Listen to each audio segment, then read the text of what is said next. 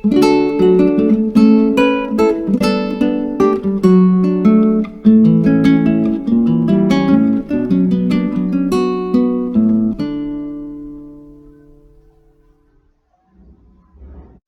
mengatakan, dusta itu adalah sesuatu yang berbeda antara lahir dan batin. Antara apa yang dikatakan dan apa yang diperbuat. Dan itu adalah tanda-tanda kemunafikan, Ibu. Tanda munafik ada 3. Idza hadasa kadzaba. Kalau ngomong bohong. Wa idza wa'ada akhlafa. Kalau berjanji ingkar. Wa idza tumina khana. Kalau dikasih amanah dia khianat. Jadi yang pertama, idza hadasa kadzaba. Kalau bicara dusta. Coba introspeksi diri kita termasuk saya. Suka berbohong enggak? Kalau suka berarti ada tanda kemunafikan. Kalau salah satu aja tanda kemunafikan, kalau udah tiga-tiganya udah terkena munafik. Kemunafikan itu berbahaya, Ibu. Itu nanti bab penyakit hati. Saya singgung sedikit.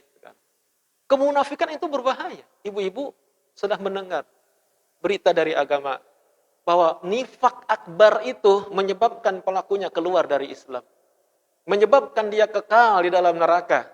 Menyebabkan amal-amalannya hangus dan dia mendapatkan laknat dari Allah. Nifak akbar. Itu nifak i'tiqadi yang sengaja dia pura-pura Islam padahal dia bukan Islam. Lalu ada nifak asgor. Nah itu diantaranya tadi yang berdusta. Orang muslim nifak asgor. Nifak asgor itu juga berbahaya. Karena nifak asgor bisa mengantarkan seseorang kepada nifak akbar. Karena imannya goyang jadinya. Pondasinya lemah. Boleh jadi suatu hari roboh keimanannya itu. Karena goyang gitu, nggak kokoh imannya itu. Disebabkan nifak asgor tadi. Keseringan berbohong, keseringan ingkar janji, keseringan khianat, roboh bangunan Islamnya. Nanti akan terjatuh kepada nifak akbar yang resikonya berat. Keluar dari Islam, kekal dalam neraka. Hangus semua amalnya dan dilaknat oleh Allah Subhanahu wa taala. Nah, tadi masih nifak asgor. Ya, itu suka berbohong. Sampai-sampai di dalam sebuah nas dikatakan berbohong itu adalah merupakan pengkhianatan yang paling berat, Ibu. Ya, pengkhianatan yang paling berat, ya, kaburat khianatan disebut. Khianat yang paling fatal adalah ketika kamu berbicara kepada saudaramu tentang suatu hal, lalu orang itu membenarkannya padahal kamu sedang membohonginya. Kita bicara kepada suami, kita bicara kepada istri kita, suami kita membenarkan omongan kita. Dalam hati kita, sedang gua bohongin, sedang saya bohongin. Itu sebut kaburat khianatan. Pengkhianat yang paling berat. Orang itu sudah percaya sama kita. Nggak ragu omongan Anda benar. Tapi dalam hati orang yang sedang berbicara, saya sedang bohongin kamu. Khianat yang paling berat. Dan kebiasaan seseorang berdusta, Ibu. La yazalul abdu yakdzibu. Tidaklah seseorang yang selalu berdusta terus, Ibu. Hatta yuktaba indallahi kadzdzaba. Maka akan ditulis di sisi Allah sebagai seorang pendusta. Coba, Ibu, siapa yang menjamin kalau kita bukan pendusta? Kalau kita tidak pernah introspeksi diri. Jangan-jangan, Ibu, kan kekhawatiran itu harus ada biar kita menjaga diri, Ibu. Jangan-jangan kita sudah dicatat di sisi Allah sebagai kadzdzab, Ibu. Pendusta. Kenapa terlampau sering kita berdusta? Makanya introspeksi diri. Kita sama-sama, saya juga. Kita berbohong. Berapa kali berbohong? Lalu apa kita sudah taubat atas kebohongan itu dan sudah minta maaf kepada orang yang sering kita bohong?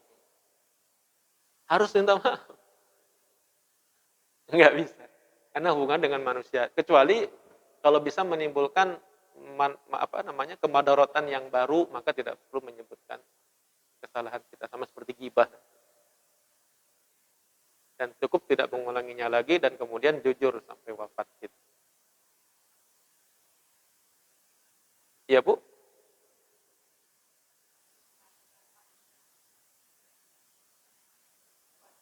Ya, kalau nggak ada dampaknya kepada manusia, misalkan ya kebohongan, tapi tetap ada dampaknya di sisi Allah. Kita telah melanggar hukum-hukum agama. Agama mengajar kita untuk jujur. Inna sidqa yahdi ilal bir. Kejujuran mengantarkan kepada bir, kebaikan. Wa inal birra yahdi ilal jannah. Kejujuran, kebaikan itu akan mengantarkan seseorang ke dalam surga. Kita disuruh jujur. Walaupun mungkin kebohongan-kebohongan kecil yang tidak berdampak. Apalagi berdampak. Tidak berdampak aja saja. Nanti ada kebohongan yang boleh nanti di ujung. Seperti itu, Ibu. Ya. Ya, nanti ada di ujung saya jelaskan. Nanti ada ruksoh dalam kebohongan.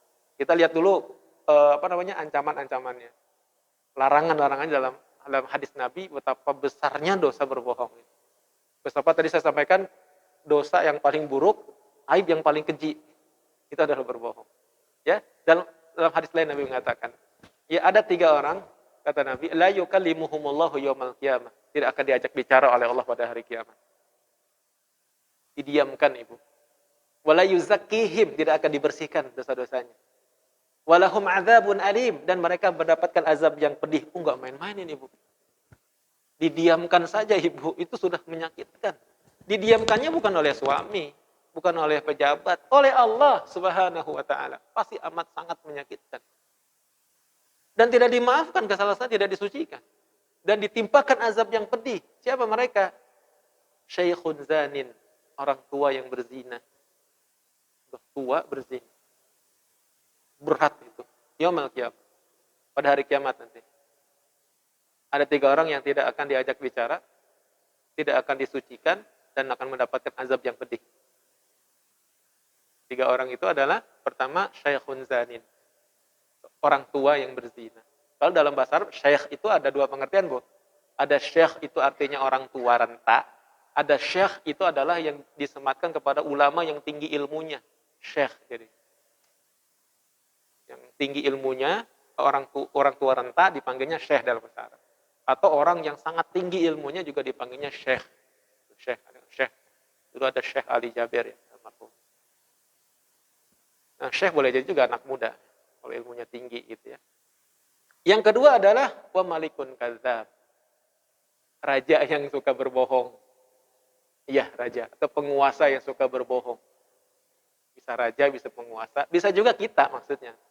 Pemimpin kan kita juga pemimpin. Kata Nabi kullukum ra'in wa kullukum mas'ulun an ra'iyatih. Setiap kalian pemimpin, setiap kalian raja.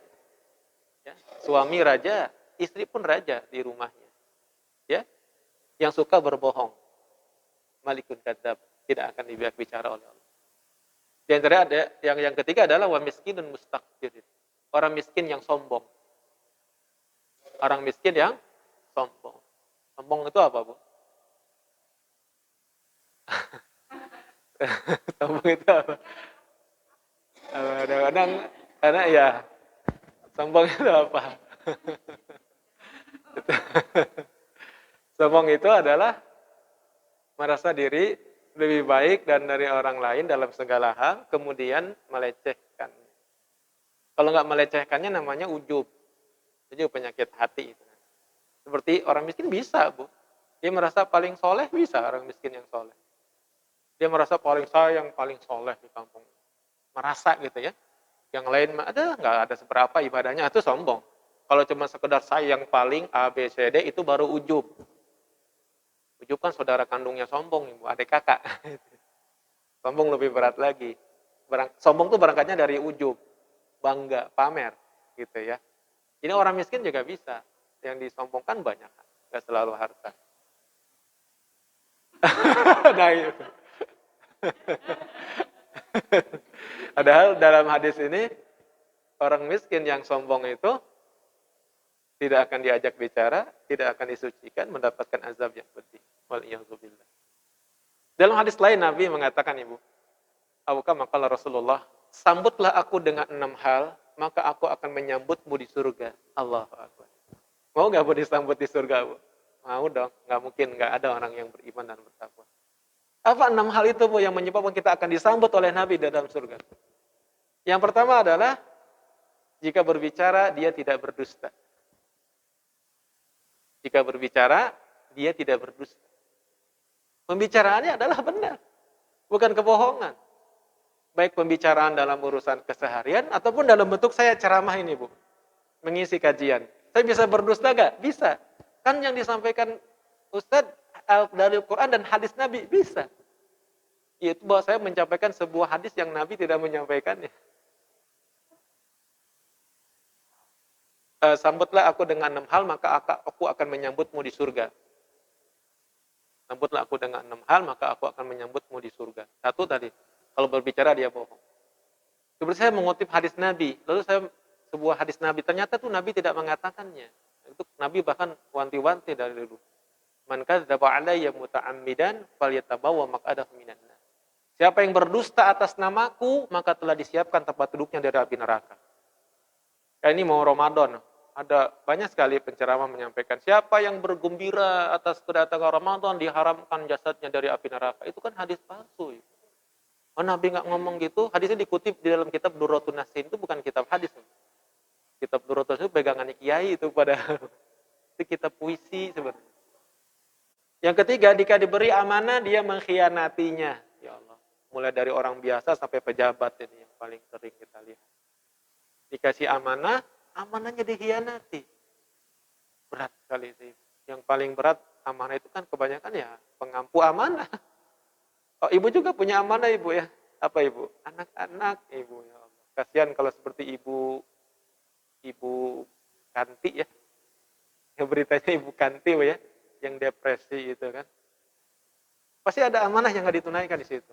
Entah keluarganya, entah suaminya. Ya begitu jadinya. Kalau amanah nggak dilakukan itu rusak. Termasuk juga siapapun ya, saya nggak bicara presiden siapa, presiden, gubernur, wali kota, pejabat RW RT mungkin juga ya, mengurus masjid. Kalau nggak amanah, kehancuran Bu yang terjadi. Kehancuran. Dan orang itu tidak akan diajak, tidak akan disambut oleh Nabi di surga, oleh Nabi di surga. Tidak akan.